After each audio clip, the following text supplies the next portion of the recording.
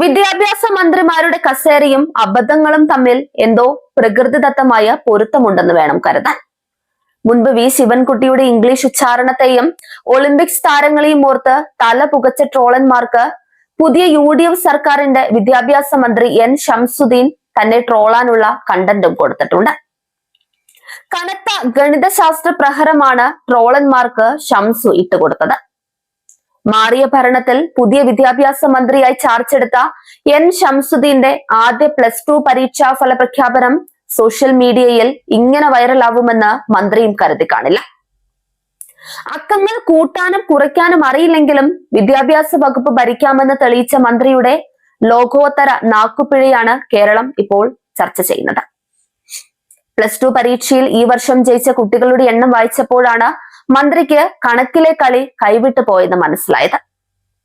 1,90,398 പേരെന്ന് കൃത്യമായി എഴുതി വെച്ചത് വായിക്കാൻ തുടങ്ങിയ മന്ത്രിക്ക് 90,000 പെട്ടെന്ന് 9,000 മാറി. അതായത് മന്ത്രിയുടെ കണക്ക് പ്രകാരം ജയിച്ചത് 2,09,398 പേർ. സംസ്ഥാനത്തെ ലക്ഷക്കണക്കിന് കുട്ടികളുടെ ഉപരിപഠനം നിശ്ചയിക്കുന്ന വിദ്യാഭ്യാസ വകുപ്പിന്റെ അമരത്തിരിക്കുന്നയാൾക്ക് ലക്ഷവും 9,000വും തമ്മിലുള്ള വ്യത്യാസം തിരിച്ചറിയാൻ 3ാം ക്ലാസ്സിലെ കണക്ക് പുസ്തകം എടുത്തു കൊടുക്കേണ്ട അവസ്ഥയാണ്. വകുപ്പ് മാറിയെങ്കിലും പഴയ ലീഗ് നേതാക്കളുടെ അക്കങ്ങളോടുള്ള ഭ്രമം ഷംസുദ്ദീനും വിട്ടിട്ടില്ലെന്നാണ് ട്രോളന്മാർ പറയുന്നത്. കുട്ടികൾ തോറ്റാലും ജയിച്ചാലും മന്ത്രി ജയിച്ചാൽ മതിയെന്നും കമന്റുകൾ വന്നു. സിനിമകളുടെ പേര് മാറി വായിച്ച് അവാർഡ് പ്രഖ്യാപന വേദിയിൽ ചിരി പടർത്തിയ മുൻ മന്ത്രി തിരുവഞ്ചൂർ രാധാകൃഷ്ണന്റെ പാരമ്പര്യം ഷംസുദ്ദീൻ കാത്തുസൂക്ഷിക്കുന്നുണ്ട്. അക്കങ്ങൾ മാറിപ്പോയതാണ് എന്ന് പറഞ്ഞ് തിരുവഞ്ചൂർ അന്ന് ഒഴിഞ്ഞു മാറിയതുപോലെയുള്ള മെഴുകൽ വേണമെങ്കിൽ ഷംസുദ്ദീനും ആവാട്ടോ. ബോക്സിംഗ് താരം മുഹമ്മദ് അലിയെ കേരളത്തിന്റെ കായിക താരമാക്കിയ EP ജയരാജനും ഇംഗ്ലീഷ് അക്ഷരങ്ങൾ കടിച്ചു തുപ്പിയ വി ശിവൻകുട്ടിക്കും പകരക്കാരനായി ഇപ്പോൾ UDF നിരയിൽ നിന്നും പുതിയൊരു പ്രതിഭ ഉദയം ചെയ്തിരിക്കുകയാണ്.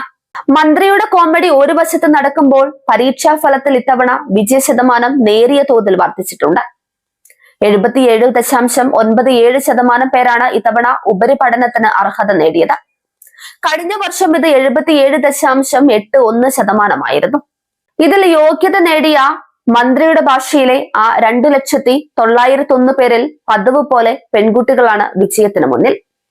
പെൺകുട്ടികളുടെ വിജയശതമാനം 86.69% ആയപ്പോൾ ആൺകുട്ടികളുടേത് 68.41% മാത്രമാണ്.